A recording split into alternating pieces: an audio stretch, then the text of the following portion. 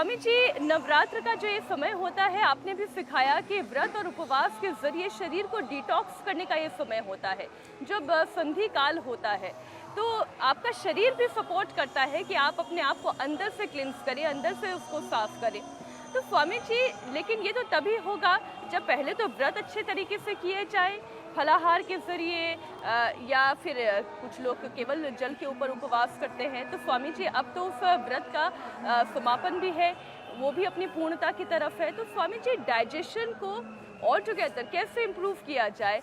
आपने मंडूकासन सिखाया, इसके अलावा और कौन कौन से योगाभ्यास और खाने पीने में किन चीज़ों का पालन करना चाहिए? देखो,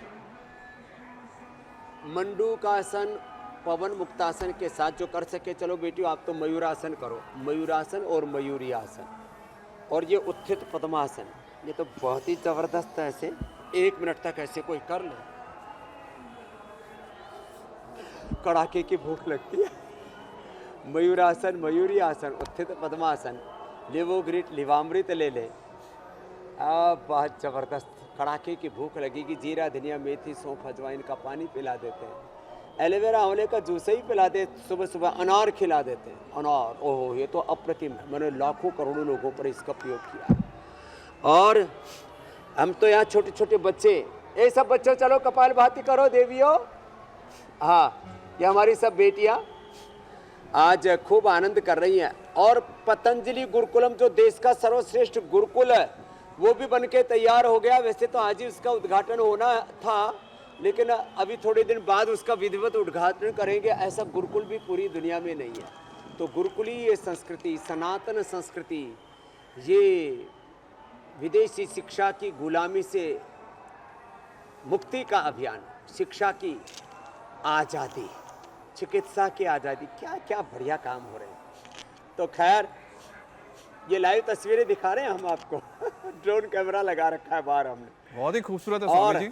देखो, डाइजेशन के लिए कपालभाति और बाह्य प्राणायाम, डाइजेशन के लिए इससे बेहतर कुछ भी नहीं। लिवोग्रिट लिवामृत ले लिया, ज़्यादा कब्ज है तो अभयारिष्ट, कोलाइटिस है तो कुटजारिष्ट, कुटस घनवटी, कोलोग्रिट, सब अद्भुत है। द्राक्षा सब, ओहो, ये तो भूख भी अच्छी लगती है, नींद भी अच्छी आती है, ब्रेन नर्वस सिस्टम भी अच्छा हो जाता है, और दारू पीने वालों की दारू भी छूट जाती है। स्वामी जी, लाइफस्टाइल डिजीजेस की हमने बात की, चाहे शुगर, बीपी हो या पाचन कमज़ोर हो, इन सबको कैसे ठीक किया जाए, पाचन को कैसे मजबूत किया जाए, वो तो आपने बताया। लेकिन स्वामी जी, अगर हड्डियां कमज़ोर हैं किसी की और हड्डियां मजबूत करनी है, तो उसके लिए योग का सेशन किस तरह से रहेगा, कौन कौन से आसन करने की ज़रूरत है, वो भी बता दीजिए। तो देखो, हड्डियों की मजबूती के लिए, अब वो तो जिनकी हड्डियां कमज़ोर हैं, ऐसे ये द्विपाद ग्रीवासन और फिर सुप्त गर्भासन तो करना मत। पता लगा कि फिर हड्डी पसली सारी टूट ही गई और फिर गठरी में बांध करके गंगा जी में डालने के लिए आ गए। तो ये तो बड़े अभ्यास के बाद होगा। ये तो लेट के हो रहा है, बैठ करके ऐसे ही। अब इधर पद्मासन में उठ रहे हैं, तो ये तो गठरी बांध ठठरी बांध कार्यक्रम नहीं होना चाहिए।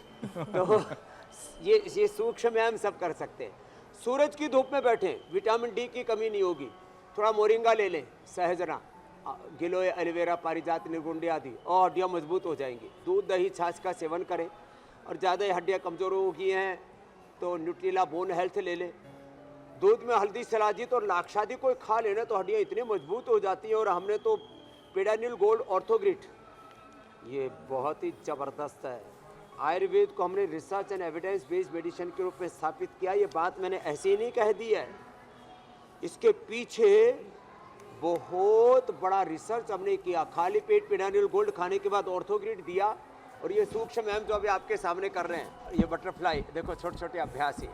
और दूध में हल्दी, सिराजी, तलाक्षादी, गूगल, खाली पेट पेडानिल गोल्ड खाने के बाद ऑर्थोग्रिट दिया। जिनकी हड्डियाँ भुरभुरी हो गई थी, उसको मेडिकल टर्मिनोलॉजी में बोलते हैं ऑस्टियोपेनिया, ऑस्टियोपोरोसिस, पर आर्थराइटिस, रोमेटॉइड आर्थराइटिस, पर हड्डियों की कमजोरी, एएनए, एवीएन, HLB27, ये पूरा कंकाल तंत्र कंगाल हो जाता है।